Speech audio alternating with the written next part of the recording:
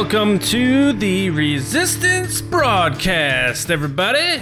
It's Thursday, and that means it is time to talk about Star Wars. Why? Because we are back, baby! I'm John. Thank you so much for joining us today. James Bainey, Lacey Gillerin with me, as always. We are going to talk a little bit about Disney Plus and the shifting in the paradigm of how things are put out. Mulan setting the new trend for Disney, obviously. They're going to be debuting that what would have made $1 billion at the box office movie right on Disney Plus to rent for $30 a pop. So we're going to talk a little bit about, could Star Wars actually do that for their staple feature films? But guys, I want to talk to you about something. It's been on my mind for a very, very long time now. Have you ever watched a show or a movie that has been out for so long that you don't want to talk about it because people will assume it's okay to spoil things? No. Why? Are you talking about 30 Rock? No, I'm not talking about that. No. So you've never had that situation where there's been a show or I'm just going to get into Breaking Bad now, and it's been out for 15 years. I don't want to know what happens, but you just tell someone, hey, I'm watching Breaking Bad. They're like, oh man, when blah, blah, blah happens. Because I feel like with movies that happens a lot. Say someone had never seen The Sixth Sense before, right? And maybe there's someone listening or watching right now. They're like, I haven't seen it. And I'm about to just tell them right now that Bruce Willis was dead the entire time, right? That's not cool, right? But it happens. James, did that ever happen to you? Actually, what it kind of did happen to me in The Sixth Sense, because I was on a band trip, on a bus. We were doing a trip to Washington or Florida or something like that, so we were kind of on this touring bus or whatever. So they were playing the movie and I was kind of watching it, you know what I'm saying? Mm-hmm. It's the TV screen's 4 seats in front of me, and I'm there's a bunch of people yelling and stuff, and I'm kind of paying attention to it, sort of, but I really didn't pick up on what was really going on in the movie. And then I told my mom was what did you do? And I was oh, we watched The Sixth Sense. And she was isn't that so crazy? He was dead. And I was oh, I didn't really pick up on it. So she kind of ruined it. But no, but I'd rather have that story than the moment that I got. If I was in a theater, then that would be different. But I didn't really care about The Sixth Sense. Yeah. You mean when I said don't clap yet, don't cheer yet? Oh, yeah, that happened in Rise of Skywalker, too. Yeah, why? Because,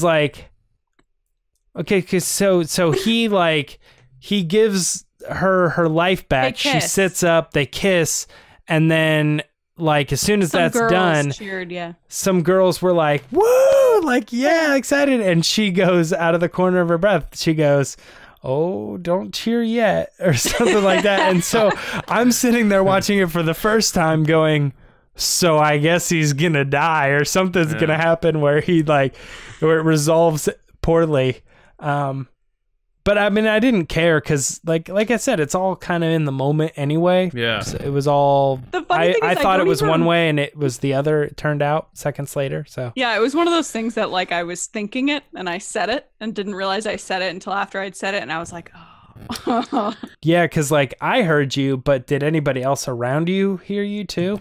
So, probably not. Which is funny. If that was reversed and James did that to Lacey, I'd be so angry. You would have bit his head off. You would have taken your pretzel and wrapped it around his neck and strangled him with that giant Bavarian pretzel. I miss pretzels, guys. No, because it's not been good for pretzels. So I bring that up because I've been talking to people every once in a while who are just people are crushing through old TV shows and movies and stuff because everyone's either working from home or out of work or what's going on. Everyone's home doing their streaming and all that stuff.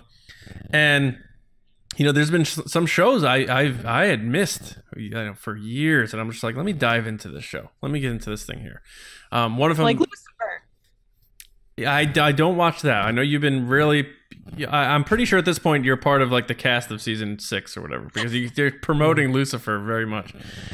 But The street team. and I can't even say what shows I'm watching because some idiot is gonna, no offense out there, is gonna be like, oh, I'm gonna spoil it for him. No, you're not gonna do that. But like, there's some shows I'll say like Justified. Someone's like, you gotta watch Justified. It's so good. Timothy Oliphant's in it and stuff. I'm like, all right, you know what? I will get into that because he's gonna be in Mandalorian allegedly, and I'll check it out. And I started watching it. It was fine. But I think the point is like, there is that thing where a certain period of time goes by and people just think it's all good now. Like we can talk about freely, no worries. Like Baby Yoda? Yeah, like there's always like that buffer. Baby Yoda's kind of different though. There was a period where no one was talking about it, and then all of a sudden everyone was like, Disney was like, hey, guess what? Baby Yoda's kind of in a different thing though, because I feel like if you were talking Star Wars to somebody and you brought up Baby Yoda and they didn't know, I would be more surprised that how have you somehow avoided Baby Yoda. I don't feel like that's my fault anymore. Well, I did not ruin the show for you. I assume that everybody knows the spoiler there. I think it was because they weren't getting it in the UK until March. Yeah, but so Disney was talking about it like legit a week later, and people were like, "Oh, this is the thing we can talk about now," because not everybody had been able to watch it yet. I think that was the thing. Because certain distribution companies or regions with countries and how things arrive to them, it was out of Disney's hands. If it was up to Disney, they would have put it out everywhere at the same time. Right. So Disney's like, Sky had the licensing rights. We can't like snuff out this golden goose like thing. Like, sorry. Like the other thing is it's not like picture if Empire Strikes Back was The Mandalorian and it was set into like 6 episodes. That moment was a big reveal, but it wasn't like the climax of the movie. This big reveal was to set off the show. Sure. Like yeah, it's fun to get that reveal in the first episode, but you have to know that that's not a secret. They're going to be like, "Oh, you know, you got to watch the show because you gotta see what happens in the end of the first episode." It's like, no, the show is about the Mandalorian and Baby Yoda. Right. Sure. So that's how we're marketing the show. That spoiler's ruined as soon as the first episode comes out, not even you watching it. Yeah, well, so we're gonna get into it in a bit. Before we get into Will the Force, it's back, baby. We took a couple week hiatus. It's back. Yes, it's back. I want to thank all of our Resistance officers on patreon.com/Resistance Broadcast. Like we've been talking about on Monday, we're going to be talking about more as we're coming up here. Obviously, the Mandalorians are going to be a big part of the conversation. We have the Mando fan show coming back this fall. Stuff like that, and the improvement of the quality of our podcast and all that stuff is thanks to all of our Resistance officers. We really thank you for all of your support. And I want to say a special by name shout out to our generals, and that is Carmelo, Andrew Staley, Jeremy Myers, Neil Shaw, David Probus, John Reese, Micah Harrison, Michael Gaines, Jetta Rosewater, Bethany, Russ Harbison, and Kendall Gellner. Thank you all so much for all of your support, generals. We really appreciate it. Could not do it without you. We'll see you in the war room after the episode, of course. Now it's time, James. Will of the Force. I think we got some pretty good ones, including some from our Resistance officers. So let's get into it right now. I fear nothing, for all this, as the Force wills it. Will of the Force.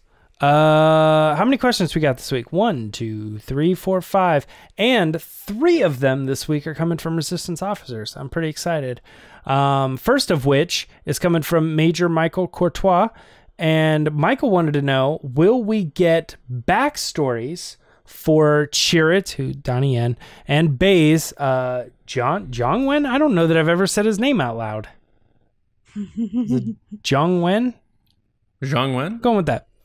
I want to know, this is back to Michael, I want to know more about the Whills, and particularly Chirrut. Love the show. Best to all. Well, thanks Michael, for the question. I'm going to kick this one off just because I know a little bit about this.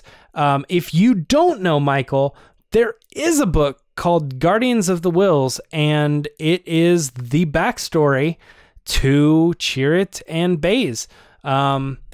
I don't want to. We just talked about all the spoilers and all this other stuff, so I won't get like too into it. But obviously, it takes place before Rogue One, and it's just them living in the city of Jeddah and the stuff that they go on about, and it gives you a little bit more into the inside of whole like Baze and why he doesn't believe what he believes, and Chirrut kind of saying, yeah, but you know, and they kind of just do their thing back and forth. But they go on their own adventures against the Empire and the evils of, I don't want to say the dark side, but it's like just bad people in general and stuff. So they do go on their own adventures, and if you want to learn more about them, check out Guardians of the Whills. But I think that most people probably don't know that. So the question kind of becomes, are we going to see more of them maybe in live action or an animated series, something along those lines? Lacey, I'm kicking it off with you first. What do you think? You think we're going to get more Chirrut and Baze? I'm torn because I want to, but I don't think that we will. I think they were specific to Rogue One. I think their story has been told in that book. And with the stuff that's coming out, I'm not sure how that would work because they really get introduced in Rogue One. So I don't think they will. Yeah, that's a good point. Like with the Cassian show, like obviously they're not going to be in that because they meet that's them where they in meet, Rogue One. Yeah. So John, what do you think? I mean, I agree. The two of them were probably my favorite parts of Rogue One, especially Donnie Yen. Chirrut is amazing. So I would love to see him come back. It would be a little too strange to see him return in Cassian, because like Lacey said, they hadn't met at that point. It would just be kind of like, let's just check in with these guys just because, and then you'll it ruins the reveal then in Rogue One, right? It's like, and if reveal is that if you watch it the way like Jeremy was saying on the pod race on Monday, it's story first, and then you watch Cassian first, then Rogue One, you'd be like, why did we just check in with these guys? But it's one of those things. So as much as I would want to, I don't think we are. Yeah, unfortunately, but. Yep, I'm with you. I don't think they're gonna do live action. I think maybe a cartoon show could be cool. Like if they wanted to have, like we have seen, like for instance, we've had Hondo meet up with Chirrut at one point. You know what I mean? I think they could play around with other people going to Jeddah and maybe having confrontations with these characters for whatever reason. But I think for the most part, that's part of the beauty of Rogue One is this simple collective and the sacrifices that they made, and that they didn't live these great lives. They led to a point where their lives had meaning because of this one major event. So yeah, God, I love Rogue One. It's so good. Next one. Will any of these characters die in The Mandalorian Season 2? So he's got Greef Carga, Cara Dune, Omera, and Moff Gideon. So John, I'm starting off with you. Yes. And it's going to be Greef Carga. I think Greef is had a little bit of that, he betrayed Mando, like I called it, humble brag. But then he had that kind of like redemption arc where he warmed himself up and became part of the team, and they did things in the last 2 episodes to make you like him. He got hurt. You saw Baby Yoda care for him and heal him. You saw him show a sense of camaraderie, a sense of compassion, a sense of selflessness. I will help you. Then in the final episode, I think it was, they show him with a little humor with the, hey, baby, do the magic hand thing. They're humanizing Greef Carga at the very end of Season 1 to make us like him. And I think they're setting that up for him to get killed in Season 2. And I think it's possible we could see Moff Gideon just shove that Darksaber right through his chest. But either way, I think they're going to build him up more to make us like him more, and then they're going to have him die. And having Moff Gideon kill someone like that builds up him as the villain. A little double barreled action there. So I think Greef Carga is going. It's a good answer, John. Actually, I like that, and I might even just say, yeah, do that. But before I do, I want to hear what Lacey has to say. She might have something good. What's up? I was gonna say exactly what John said, so. Oh, well, there you go. All right, we're all so together. Switch it up. Yeah. It adds more weight to the whole story if he dies, because you have him being the bad guy and then he's the good guy and you're like, oh, he's on the team, he's part of the, everyone's working together, and then for him to die, the only way I think would make it even better, obviously for the story, would be that the Mandalorian sees it happen in front of him. Yeah. So he sees that the stakes are high, that people that get involved with him, they're not safe. No one's safe. What if Baby Yoda tries to heal him and he can't that time? Ooh, that's rough. But yeah, no, 100% what John said. So I've been riding on the theory for a little while that, they go through the show and just like the old samurai movies, he returns to that planet and there's Omera and they're able to be together, right? I think what would be interesting is if they go through season 2 as if that's it. They go through all the adventure season 2. He goes back to the planet. He sees her, or in some way or another gets connected back her, and she's killed, because then you have a plot like a cliffhanger for season 2 into season 3, and you have a wild, vengeant Mandalorian character who just is out to revenge her death. Love revenge. And he has nothing more to live for, because in season 2, I think in my head, he's with Baby Yoda, but he always has that.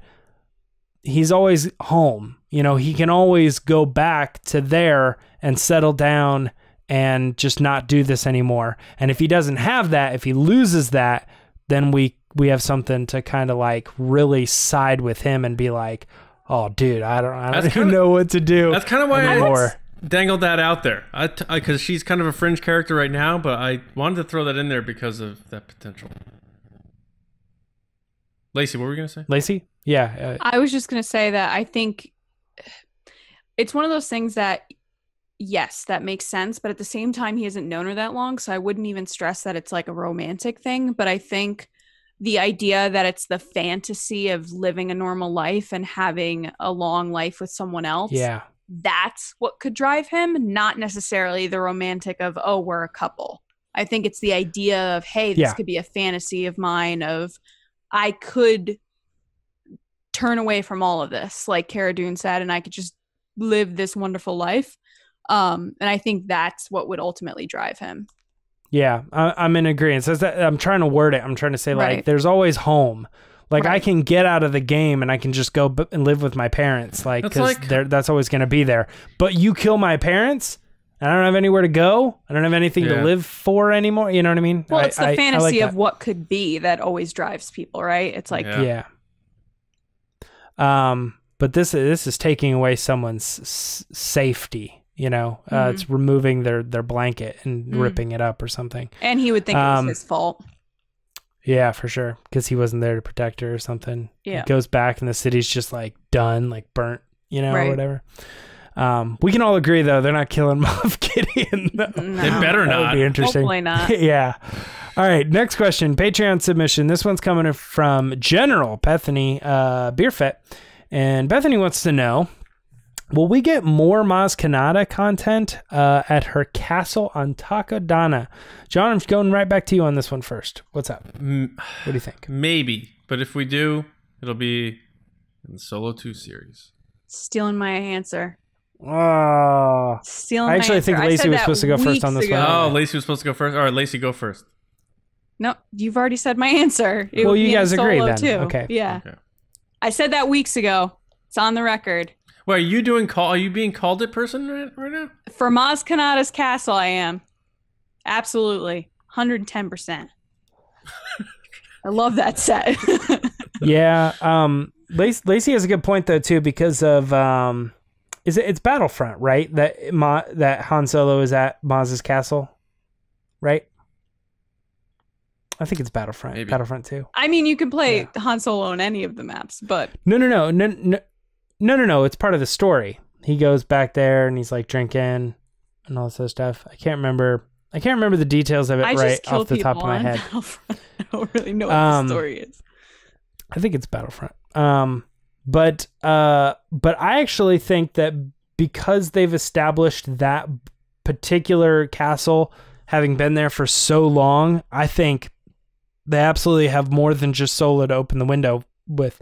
Like, for instance, High Republic. Like, if they ever decide to do anything live action revolving around the High Republic, I feel that's a very, very easy way to access familiar content, is go to somewhere where we know is an established place that's in operation with characters that we know. Yeah. That could be Chewbacca and Maz Kanata. Oh wait, no. Chewbacca might not be born yet. He's 190 years old. High Republic's like 200, so maybe not. But yeah. I think we will see more Maz Kanata for sure. That's not even live action. That's just anything. So yeah, definitely. Okay, next question is, will Obi-Wan Kenobi visit Yoda on Dagobah in the Kenobi series? Now, Lacey, I kind of stiffed you last time, so you get to go first this time. What do you think? Well, you didn't stiff me. No. John just stole my answer that I gave months ago. Will Kenobi be... I want him to, and again, this is like one of those things that's driving my answer on this question, is that I want him to go see Yoda. Mm-hmm. Will I think I don't think they're going to bring out the Yoda puppet, so no. I don't think they will. He will. I want him to, though, but I don't think he will. All right, let me jump in then real quick. I think they absolutely are bringing Yoda back, but he's not going to Dagobah. Are you thinking like hologram or something? No, I'm thinking Force talking shows up somehow. I think that the communion between the two, communication, is absolutely happening at all times, and I would find it very crazy to have Obi-Wan going on any sort of mission whatsoever and not be in discussion with Yoda. That's fair. Who's the question very is alive. On Dagobah, though.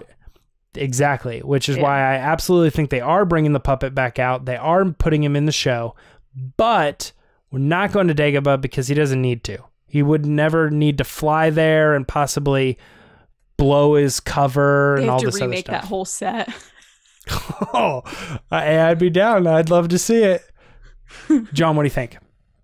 John's like, I already know they are. They are. He is going to visit Yoda on Dagobah, and the volume helps, man. You can make that environment pretty easily, and then add some dry ice and some sticks, and you're good to go. I don't know, some sticks. No, but I get a snake. Let's put it this way: Frank Oz always seems down to play Yoda. He's never been like, I'm not doing that's, I'm beyond that now. And, that was the old days. Like, he just voiced Yoda again for episode 9. It's another way to get Yoda involved. You had Obi-Wan telling Luke, you're going to go to Dagobah. You're going to go to the Dagobah system. He's familiar with it. It would be a good way to do a little nostalgia while also having it make sense. I think a personal meeting between Obi-Wan and Yoda has more impact than just him in his head or him seeing a vision of him or something. I think all signs to me point to Obi-Wan going there. Again, they're doing rewrites on these scripts to make them better. I think part of that is also hitting people in the chest a little bit more to give you what you need out of the one and done Obi-Wan series. So I think they're going to do it. I didn't think about the volume, so I changed my answer. Oh, I was just about to say how good all of our answers are. It's not stealing, changing, agreeing. I was just about to say no Yoda, no Dagobah, and then I was no Dagobah, yes Yoda, and then John was yes Dagobah, yes Yoda. So I'm now we had a yes good Yoda. Variance of answers there, but then Lacey ruined it. No, I'm just kidding. Not sorry. But good answers all around. Last one is actually another Resistance officer. This is Commander Stephen Bowman. And Stephen wanted to know, will the Obi-Wan Kenobi It's all series... we have, James. I know, it's all we can look forward to. It's all we have. Will the Obi-Wan Kenobi series feature any additional surprise returning characters besides Vader? So he's kind of assuming Vader there. I, for one, would love to see a ghost of Qui Gon. John, what do you think? You think, first, maybe comment on his besides Vader. Do you think Vader's happening for sure? And then the other thing about any other character showing up besides Vader. The Vader thing, you know, it makes sense. I don't think whoever is reporting this knows. I think it's more of a guessing thing. Mm-hmm. But it makes sense to use your golden goose of Star Wars when you can, and it makes sense here. I do not think Vader is going to see Obi-Wan in person. I think they're preserving that whole thing on the Death Star. So it's going to be, here's what's going on with Vader over here, here's Obi-Wan over here. They may just miss each other or something like that and sense each other, and that could be kind of cool. But they're not going to see each other. But then they're going to open up the floodgates. You're going to get your Owen Lars with what's his name, who played him in the prequels, like Joel Edgerton. Yeah, you're going to get Beru. You're going to get Luke. You're going to get Leia. You're going to get Jimmy Smits as Bail Organa. They're going to do it all. Maybe even some Mothma. I think you're going to see all those people surface in this show. I don't think they're going to hold back at all. And of course, Liam Neeson, without a doubt, will be back as Qui-Gon Jinn. You think Mothma? Who knows? I'm just saying. I'm just throwing those against the wall. Okay, all right. I was like, I mean, we're pretty certain Mothma's coming back for Cassian, and that makes a lot more sense. Yeah, just stay. You still here, Genevieve O'Reilly? Just throw the sheet back on and get out there. Do some... Yeah, she needs different clothes for. I know, right? Lacey, what do you think? So I am agreeing a lot with John. I don't like it. I love it. This is my nightmare. Yeah, I agree.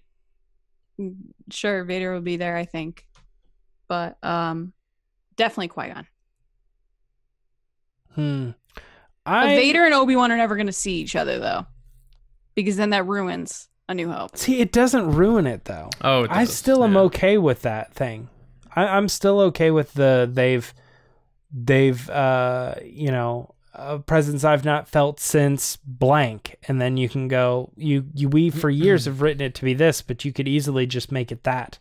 And then you get this crazy thing, and it also fills in other blocks too. So, I mean, I would like to see the analysis that really goes into, these are all the lines that would make it fail, and these are all the lines that still work, you know, or would potentially even make it better.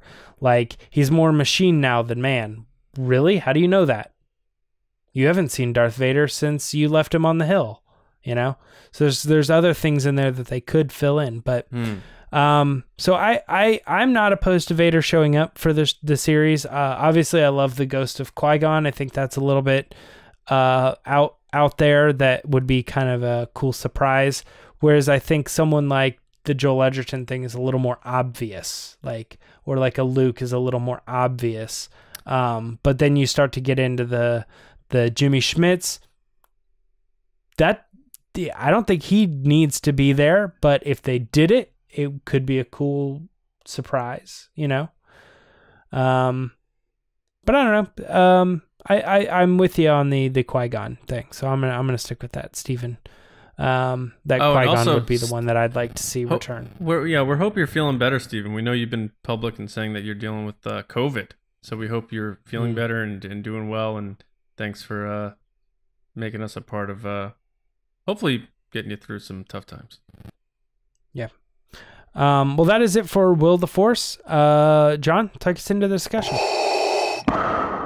Obi-Wan once thought as you do.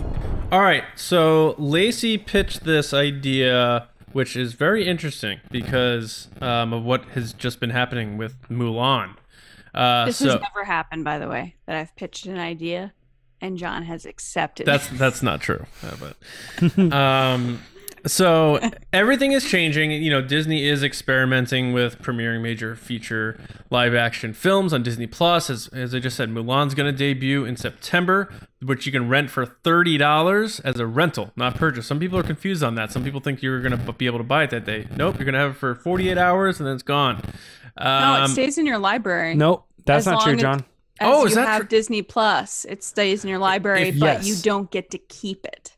Yeah, you don't get to keep. You're not purchasing the movie as it goes into my iTunes. You can't download it or as a purchase, right? Okay, so it's there to stream. As long as you pay that $6.99. Okay. You are purchasing access to. Hey, Mulan is on my Disney Plus and nobody else's Disney Plus. Oh, okay, that's still. But it's just the same access that you have to any other thing on Disney Plus. You're just purchasing the ability for Mulan to be there as well. And when the internet goes totally out, confusing. You don't get to watch your Mulan. Is what you're saying. But you can watch The Force Awakens on your iPad because that's all you have.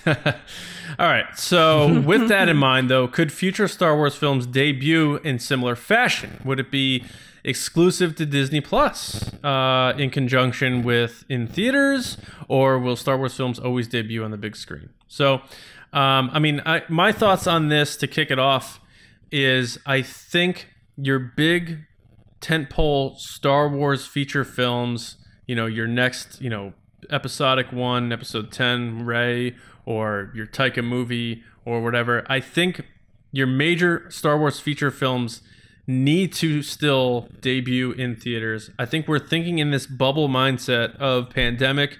We're going to get beyond that, especially 3 years from now. The moment you take Star Wars away from that event, that family event, that huge big spectacle, we're going to see a Star Wars movie, grab your popcorn, you lose it. The moment you cut that down. So I think that it's very important, and I think they know that Star Wars, there's something different about a Star Wars feature film, and I think they want to keep that legacy alive. So I personally, maybe, I don't know where James and Lacey are on this. We haven't really talked about it beforehand. I think based on how I know them, I think I may know where they are on this. But it's not a Star Wars war, but I think they may be able to convince me otherwise.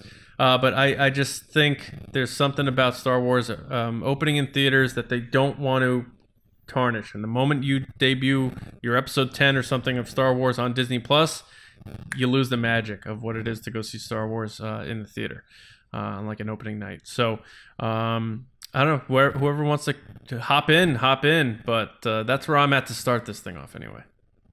Go ahead, Lacey, digital download Baney.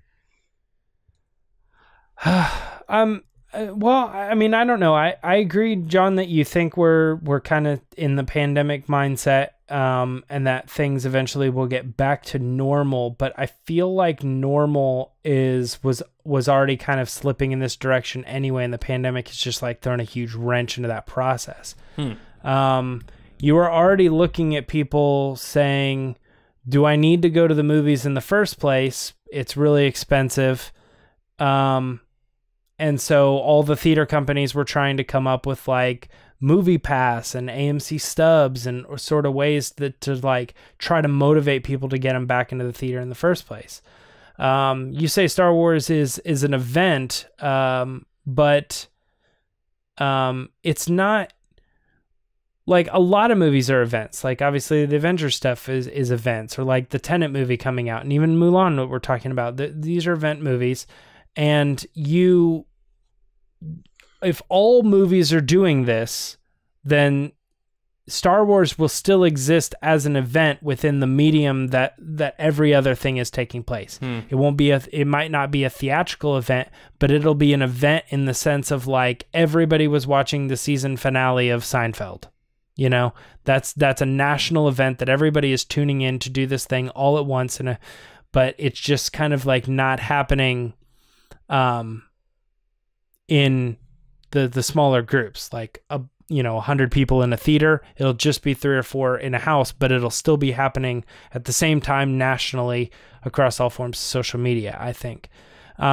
Disney says, and I don't want to go out too long, but Disney says this is a one and done thing. This is not what our platform is going to become, but it does make me wonder that if they make $1 billion from this, they go, why not? Why can't we just do this? Well, you know why they say this is a one and done, right?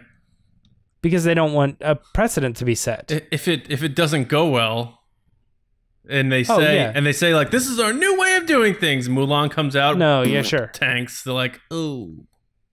Well, there is precedent right now for, other movies doing well in this model. But so I don't know. I'm kind of the mindset, just to summarize real quick, I'm kind of in the mindset that this could very well be a possibility, but I'm kind of with you in the sense that, like, I could see it going both ways. So I'm open to hear what everybody has to say. Lacey, where are you at on this discussion? I think that, the reason I brought this up is because this year alone has changed the movie industry forever. I don't think people understand the new normal that we're experiencing right now.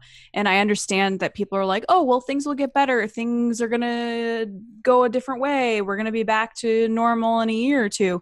That might not be the case. And I think a lot of these businesses, including the movie industry, are figuring out ways to pivot their businesses to continue making money for their stakeholders and for their companies, given the way the world is and the way things are tracking, not just with the pandemic, but also like in the digital internet home on demand space. TV is never going to be the same either. Like, TV has already been progressing in a certain way as we see it right now.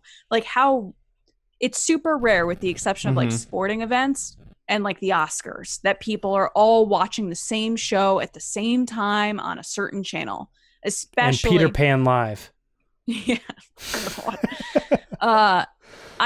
So when this news came out that they were doing this with Mulan, I think you're 100% right, John. I think they're saying, oh, it's a one-time thing, because if it tanks, then they could say, see, we just said we were doing it once. Right. Yeah, exactly. But James is also right in that if this thing makes truckloads of money, which I think it will, they're not going to say no to it, especially with, maybe Star Wars and Avengers will still remain in the theaters. But imagine all the doors that opens for maybe movies that they don't want to spend all the money with the marketing and the big premieres and all these other events that can go directly to their streaming service. One of our patrons had already said that they have like 54 million subscribers for Disney Plus, and I'm one of them. I think you guys both subscribe, right? So it's one of those no-brainers that if it's something you really, really want to see, like Mulan looks cool to me. I'll probably wait for it to come out in normal pricing and not $30. But like, okay, let's be serious. I'm probably going to end up buying it just because I'm a sucker for that kind of thing. And I'm like, I don't want to wait, so I'll watch it. But there's a lot of people just like me that are going to do the same thing. So it's like a no-brainer with the way the world is, how people want that instant buy. They want to watch it when they want to watch it on demand, that movies could track this way. And I don't think Star Wars is any different than any other movie franchise. Yes, it changed the game. Yes, it's incredible storytelling. It's one of the best franchises we've ever seen. But that doesn't make it different when it comes to a business, especially now that it falls under Disney. At the end of the day, Disney's making money. That's what they care about. They don't care about Star Wars. They care about money. So if they want to make good stories, that's great. But at the end of the day, they have to make their money back. And if their money is going to be made back by putting it on Disney Plus for $30, they're going to do it. Yeah, it's interesting. Another thing to add to that, just real quick, just like Star Wars is a name that everybody knows and loves and is what it is, but it's not like Star Wars every time it comes out with a new movie is the new biggest box office. You know what I mean? Yeah, Star Wars most people saw The Force Awakens and that's it. Maybe Rogue One. They make money, they make a lot of money, but they're not the biggest movie franchises, the big game changers every single time. I mean, most of the time. I mean, but you can say like, The Lion King made more money than The Last Jedi. So it's like, okay. It didn't. Well, did it not? No. I think TLJ is like one of the number 13 all time. They made $1.6 billion. I don't think Lion King made that. 1.6 billion? Yeah. I'll look it up. But anyway, or around there. But yeah, my point is like I think we have this idea that, and I feel like it's even the case back in when the prequels were coming out. You know what I mean? Like those movies were big events and everybody went to them, but did they make more money? Did Return of the King make more money than Attack of the Clones? Or, you know? Well, here's the thing, and maybe my math's wrong because I'm bootlegging my podcast rig because I have no internet and I'm using my phone literally to talk to you guys on the Zoom call, so I can't use my calculator as I normally would. But so I did some long form multiplication here. So Mulan would need 50 million of their 57 million subscribers to buy this thing to make 1.5 billion, which would be a huge movie for them at 1.5 billion. What did it cost to make, though? No, I know. I'm just saying, what do you think they were anticipating this movie to make in the box office? $1 billion? Was that the staple now for those? You know? I think so. Probably $1 billion, yeah. Yeah, I think that goal is always like, we have a big movie coming out. If it doesn't make $1 billion, then we will probably look at it as a little bit of a disappointment. It won't be, and we'll make tons of money from it, but you got to have a goal in mind. Side Especially note, Disney, yeah. Side note, Lion King, 1.6 billion. I think TLJ may have been like 1.3, so maybe you're right. Maybe I'm thinking domestic, which is the Star Wars thing. Star Wars doesn't usually do as well overseas. Yeah. But yeah, I just don't, until it's my whole adage with Star Wars always, until they do something, I don't believe they'll do it. And that's with recasting characters, post-dating their appearance. That's things like that. And that goes with changing their big staple, which is their feature films. I mean, they have the Disney Plus, and it's going to be a success. And if the rumors are true, they're going to be doing a lot of Disney Plus series. So I wonder if maybe they'll do a hybrid where it's like, if you buy a ticket for the theater through this app, you'll get a digital code to also be able to access it on Disney Plus after the opening night or something like that. I still think there's some kind of deals involved with movie theater chains and big business with big studios like this, that they like movies like Star Wars still debuting in theaters on big screens. And, you know, maybe I am wrong. And maybe that's just me wanting that, because I love that experience of seeing Star Wars on a big screen with a huge packed crowd on an opening night. And you see that title come up, the Lucasfilm logo, and that one dumb idiot goes, maybe that's just me wanting that. I don't know. I could be completely wrong on that. But until I see it, I don't think they'll do it. I think, okay, so let's look at this. Let's look at what it always has been, right? It's always has been like 8 weeks in theaters roughly for these big major tentpoles. And then the DVD or the Blu-ray or whatever normally comes out, let's call it 5 months after the movie premiered. So there's usually like a space of like 2 or 3 months. Like it's not in theaters, but it's not out on DVD yet. They've since shortened that window for the major ones, and it's almost immediately after it's out of theaters. I'd say it's probably like a 3-month window from premiere before it comes out on Blu-ray, or at least it has been for Star Wars. I could potentially see them, and this is kind of happening too. AMC signed that deal with Universal that says their movies only need to be in theaters for 18 days. That's 3 weeks, 3 weekends, if you will.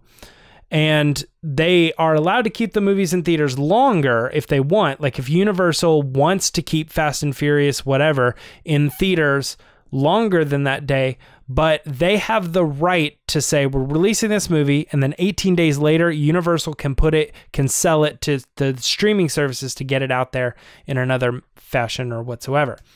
I almost foresee just the model being Star Wars comes out for simplistic sake, January 1st, right? Then January 16th, like 2 weeks later, it'll be out for $30 on whatever service. It's like Disney Plus in this case, or maybe just like iTunes or something. Right. And you might, and I think what ends up happening is you're going to have the same people that are like, when they release a Blu-ray, but they release the digital copy like 2 weeks before, you have, it's like, oh, everybody's doing it. I can't not have it.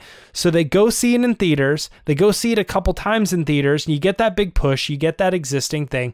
But there's still going to be a lot of people that are like, I don't don't know. I don't go out to the theater and stuff. I'll just wait. And they wait the 2 weeks, but they end up still paying a premium price for the movie, $30 to not even own it.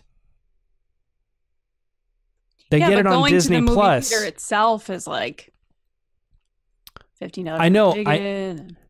No, that's what I'm saying. I'm saying you're going to have a lot of people that are like, I'll wait 2 weeks, Star Wars, I'll just watch it at home, whatever. They still end up paying this premium price of $30 to see the movie. That's another thing I didn't think of. The fact that they can watch it. Multiple viewings, people who, a lot of Star Wars fans do that, where they go see it 4 or 5 times. Your Adam Odell see it 15 times. You know what I mean? No, yeah, and I mean, think about this. Think about this really in the sense of like people maybe aren't going to the theater as much as often. I feel like that's probably the best system for people for still raking in as much money as you can. Put it in theaters, make them feel like they're missing out if they don't see it, so they go see it maybe a couple times, and then 2 weeks later, ring them out again for another $30. Or how about this factor too? And we're starting to get into niches here, but it's all about personal experience and stuff. I have a 2-year-old son. You want to like watch your movie without the chaos of being at home and have kids running around and stuff. And it's like, oh, well, you can watch it when they go to bed. Okay, so then I got to watch a Star Wars movie on like 2 volume. It's like some people want to get out of the house, watch their movie how they want to watch it, loud, booming, explosions, big screen stuff. Like if we're talking about, a Noah Baumbach movie, whatever that guy's name is, who did like, the Sad Marriage movie with Adam Driver, and you're like, that's going straight to streaming. I'm like, that makes complete sense. I don't need to see a 50-foot Adam Driver crying. But yeah, some people do apparently. But Star Wars and Top Gun 2 and stuff, like they're not going to put Top Gun 2 on Paramount streaming or whatever. It's going to be on your IMAX. Like there's something about the big action movie element too that you kind of want to get out, see it how you want to see it on your own terms, and you're not dealing with the environments in your home if you have kids and stuff like that. Yeah, you got to pause it because the dog has to go out. Like you want to watch Star Wars for the first time without interruption, and you want it in the big spectacle, the big sound, the special effects, the whole deal. Maybe throw in a popcorn or two, stuff like that. But what about, say, because ultimately it's not your decision how they release these movies. So say that they decide, look, we're not releasing Star Wars in the movies anymore. Sure. Would you not pay the $30 to see it? Oh, I would, but I think that obviously from a personal standpoint, you may be a little disappointed from that experience if you have certain situations where it's tough for you to just sit there and at full blast watch the movie how you want to watch the movie. I think they take that into consideration. That it's more than just customer all same release. They are talking demographics. They're talking type of genre. They're going down all the lists of what makes sense to put out where. Mulan, I don't know where Mulan falls in there. I don't know what the target demo is for Mulan. I have no interest in seeing it. I just think, and the reason I brought this up was because I think the world has already changed. The world is already changing, whether you like it or not. I think that the movie-going experience is, and in Comic-Cons and big events, whether you want to accept it or not, are never going to be the way they were a year ago. I disagree with that. Okay.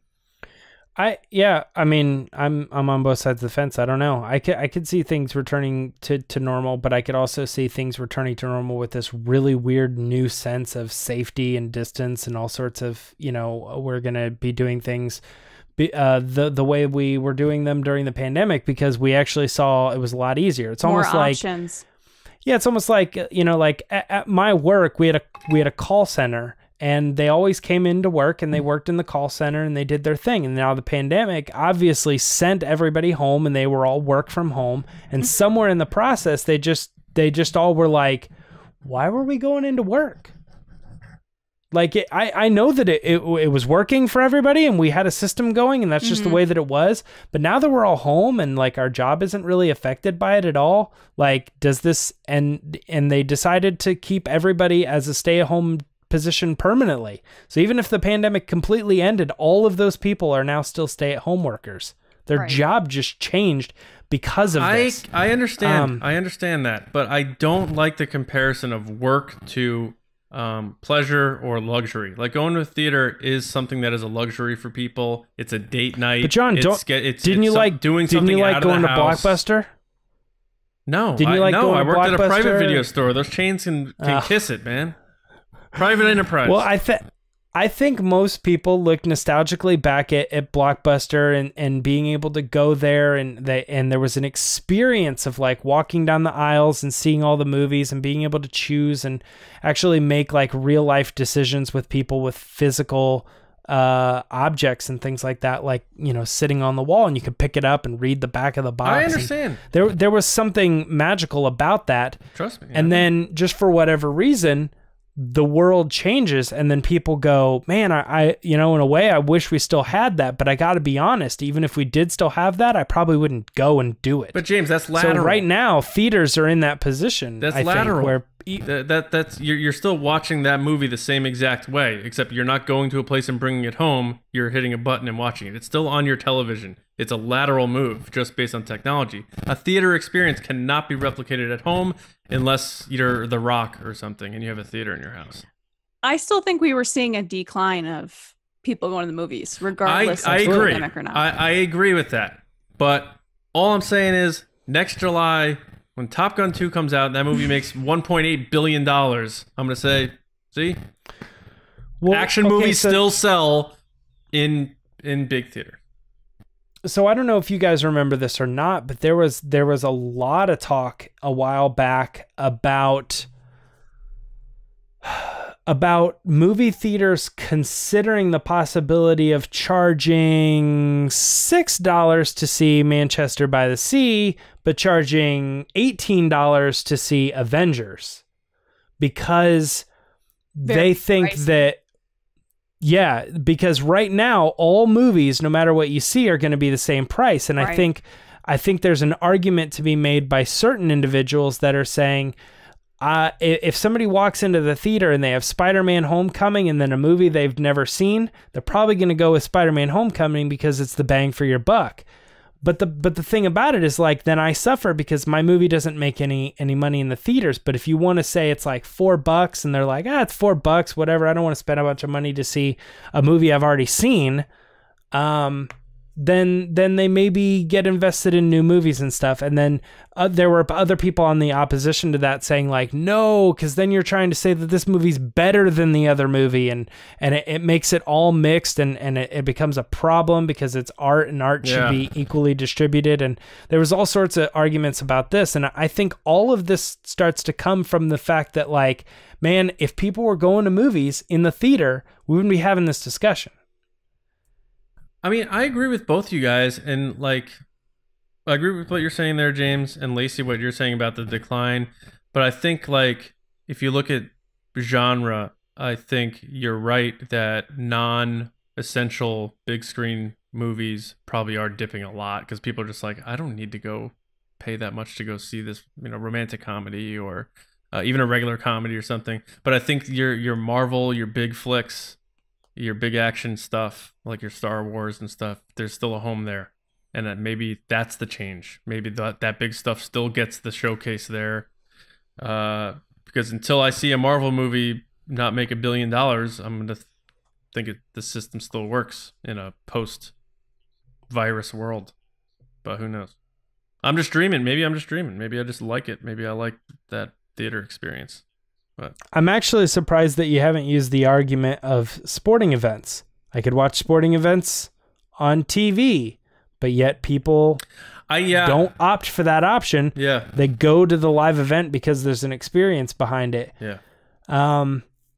But I don't know, based on what Lacey's thinking, she thinks maybe sporting events and live sporting events and things like that are going to be different in the future anyway. Like, I don't know. I don't know maybe not. I have a feeling once the thing clears, people are going to be packing stadiums because they took it for granted or something. At least at the very beginning when everything's, vaccinated and whatever.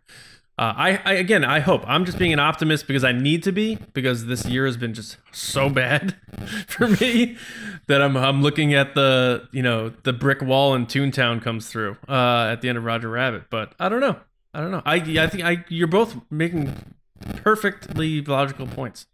I agree, but I don't know. But I mean, I know we have to wrap it up here. So do you guys want to make your final thoughts on this? So we think, Lacey, you're thinking, you pitched the idea. So why don't you let me know what your final thoughts to wrap this thing up is. My final thoughts are, I think that the movie industry is moving into more of this on-demand model, and we're going to see more of this in the future, from the 18-day model to the Netflix, who was doing this a year ago with Oscar nominations. You had to have your movie in the movie theater for a specific period of time, so they would just rent out like 1,000 theaters, run the film in those theaters just so it could get an Oscar. Irishman, and then pulled it. Right? Yeah, and then pulled it and put it on Netflix. Yeah, and they're changing nominations and stuff for the 2021 stuff. It's going to carry over into the next year. It's so I just the think 2020 Oscars. Yeah, there's a lot of things that are progressing, and like John says, I want to be optimistic. I want things to be that fun, like, let's go to the movies, everything's great. But like, you have to look at how the industry is and how the world is changing. And I think that you're going to see more people want to have that experience at home because they can't control outside experiences. So you're going to see more of this video on demand because they want to make their money, whether it's in your house or at a movie theater. And if it's at home for $30 instead of paying $60 for you and your 3 kids, you're going to pay the $30 because you're already paying for Disney Plus. Fair. James, anything else you want to add? Disney recently has not been in the game of saying we got X amount of views from Artemis Fowl, or Black is King was distributed to so many people, whatever. Yeah. They haven't been that. And Netflix kind of has, but it's weird. When it gets too private, like these distribution things, sometimes they keep a lot of that information to themselves, whereas like for whatever reason, the theater has always been like, we made $1 billion on that movie. And I was like, I always thought that was a weird system, but it is what it is. Oh, a band, they only sold 40,000 copies of their CD. Ha ha ha ha. That's terrible. It's like, why is this public information? But I don't know, whatever. Right. So, but when it gets privatized like that, they don't do that. So, so I don't know. I want to say Mulan will be the tiebreaker here, and we'll figure out, if they made a lot of money from it. But I have a feeling they're just going to keep it close to the chest, and we'll only really know like theatrical numbers or whatever they're, because I don't know. I don't want to get into it, but I don't know. And it's weird. So, I think that's it. Final thoughts. Yeah. I don't know. Like I said, dude, my last thing is that I'm optimistic that we're going to get through this. There will be a shift, but I still think in 2023, whatever that Star Wars movie is, that thing is going to debut in theaters. But we'll see. We got plenty of time to find out. 3 years to see who was right or wrong. And then we can go back to this episode for the bragging rights. All right. So now we hope you guys enjoyed that discussion. Let us know what you think in the comments. Do you think Star Wars is going to still live in the theaters to open? Do you think it's going to be following this new trend? It's an interesting discussion, and we'll see how things shake out. But either way, as long as we keep getting Star Wars, right? All right. So now we're going to send it to hear from you guys. We're going to send it to Lacey to go through this week's Resistance transmissions. All right, guys, it's time for Resistance transmissions. So the way that this works is every week, John puts up a crazy, wacky situation on Twitter at RBATSWNN, and you guys give your answers. And I don't know what the scenario is. I don't know what he asked. And I read it live. Neither. Yeah. All right. So the situation is, Orson Krennic keeps trying to call the Emperor, but Palpatine's receptionist keeps making excuses for why he's unavailable. What is one of the excuses used so Sheevy Babes doesn't have to take the call? First up is Len Brown at TK72971. And they said, I am sorry, director. Sheevy Babes is babysitting his new grandbaby. Oh, God. Up next is Rick Villanueva at Cad Bane's Bounty, who said, ring. Sheev answers, go for Papa Palpatine. Krennic, my lord. Sheev panics, changes voice. The Supreme Emperor is on the throne. Winces. Krennic, I will leave him a message then. Sheev, in changed voice, I seem to have misplaced my pen.